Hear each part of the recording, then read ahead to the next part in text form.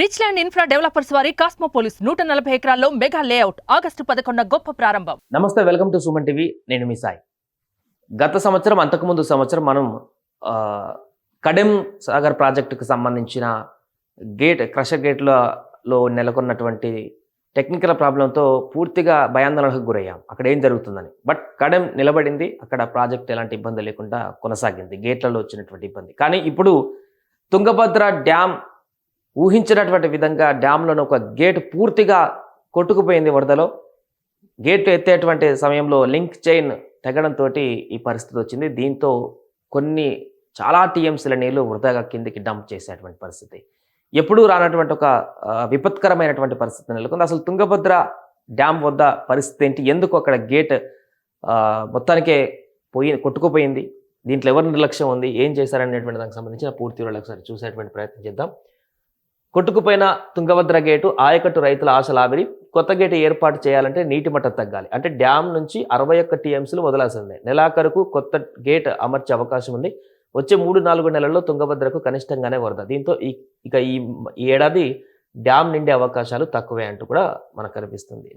మొన్నటి నుంచి గేటు కొట్టుకుపోయినప్పటి నుంచి మిగతా గేట్లకు ఇబ్బంది రాకూడదు అనేటువంటి విషయంతో మిగతా అన్ని గేట్లు కూడా ఫుల్గా ఎత్తేసారు. దీంతో చాలా లక్షల క్యూసెక్ల నీళ్లు కిందికి వదులుతున్నటువంటి పరిస్థితి. సో మిగతా అటు శ్రీశైలం, నాగార్జున సాగర్ అన్ని కూడా డ్యామ్లను ఓపెన్లోనే ఉన్నాయి కాబట్టి లక్షల క్యూసెక్ల నీళ్లు, టీఎంసీల కొద్ది నీళ్ళన్నీ కూడా సముద్ర పాలైపోయినటువంటి పరిస్థితి.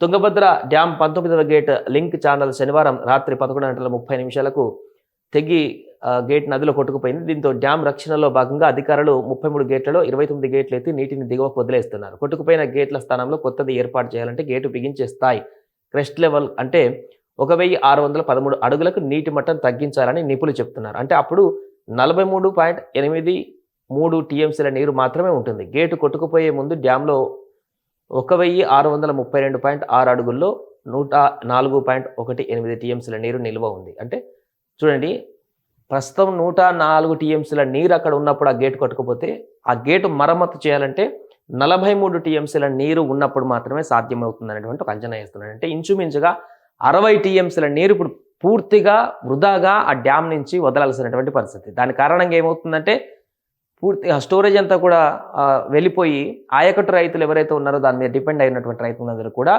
ఈ ఏడాది కాలం పాటు నీటి నిల్వకు సంబంధించిన ఇబ్బందులు ఎదురయ్యేటువంటి అవకాశం కనిపిస్తుంది. ఎందుకంటే ఆ గేట్ వెంటనే అయ్యేటువంటి పరిస్థితి కనిపించట్లేదు. సో ఇక్కడ 17.33 లక్షల ఎకరాల పైన ప్రభావం పడుతుంది ఈ పరిణామం వల్ల అంటూ కూడా చెప్తున్నారు.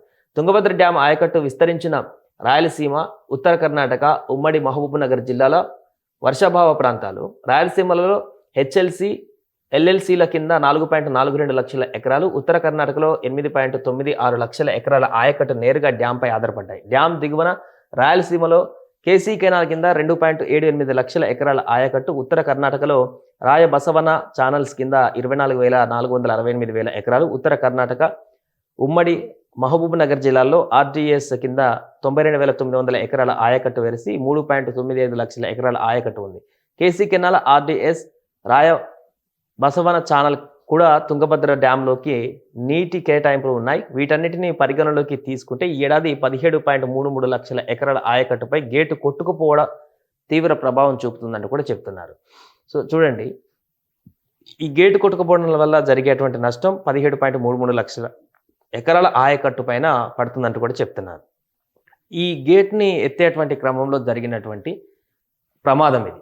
అంటే అంతకుముందు డ్యామ్ సేఫ్టీ అధికారులు నిరంతరం ఆ చైన్ లింక్ సంబంధించిన సేఫ్టీలు నిరంతరంగా పర్యవేక్షించారా లేదా అనేటువంటి ప్రశ్న ఒకటి ఉత్పన్నమవుతుంటే అది పక్కన పెడితే ప్రస్తుతానికి జరిగినటువంటి ప్రమాదాన్ని భర్తీ చేసి ఇంకా ఎగువన వర్షాలు కురుస్తున్నాయి కాబట్టి ఇంకా వర్షాలు కురిసేటువంటి సూచన ఉందంటూ చెప్తున్నారు. కాబట్టి అది మరింత పైనుంచి ఫ్లోటింగ్ ఎక్కువ ఉంటే ఇంకా ప్రమాదం జరగకుండా జాగ్రత్త పడాల్సిన అవసరం ఉంది. తాత్కాలికంగా దాన్ని మూసేటువంటి ప్రక్రియ కూడా ఆలోచన చేస్తున్నారు. అది సాధ్యమయ్యేటువంటి పరిస్థితి కనిపించట్లేదు.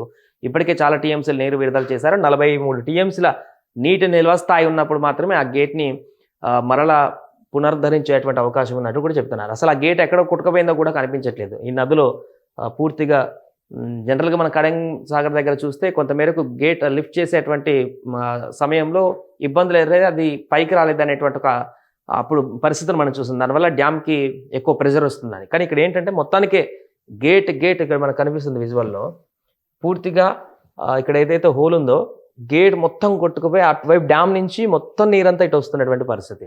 సో మధ్యలో ఎలాంటి అడ్డంకులు కూడా ఏం లేవన్నమాట. సో అట్లా అక్కడ గేట్ అంతా కూడా ఈ నదిలో కొట్టుకుపోయి ఆ గేట్ ఎక్కడ పోయిందో కూడా తెలియదు. సో కొత్త గేట్ని నిర్మించి ఇక్కడ ఇమీడియట్గా దాన్ని మూయాల్సిన అవసరం ఉంది. దీనికి సంబంధించి ఇప్పటికే అధికారులందరూ కూడా అక్కడికి చేరుకొని ఏం చేయాలనే దానికి సమావేశాలు చేస్తున్నారు. ఏదేమైనా కూడా ఒక భారీ విపత్తు. దీనికి సంబంధించి కర్ణాటక ముఖ్యమంత్రి కూడా స్పందించారు, ఉప ముఖ్యమంత్రి కూడా స్పందించారు, ఇటు ఆంధ్రప్రదేశ్లోని ఎమ్మెల్యేలు మంత్రులు కూడా స్పందిస్తున్నారు. ఎందుకంటే రాయలసీమ, అనంతపురం ఇటు ఇవి జిల్లాలకైతే కీలకంగా మారినటువంటి ప్రాజెక్ట్ తుంగభద్ర అనేది. సో దీని కారణంగా చాలామంది రైతులకు ఇబ్బందికరమైనటువంటి పరిస్థితులు అయితే వచ్చేటువంటి అవకాశం ఉంది. దీన్ని ఏ విధంగా సార్ట్అవుట్ చేస్తారు, ప్రత్యామ్నాయ మార్గాలు ఎలా ముందుకు తీసుకువెళ్తారనేది చూడాలి.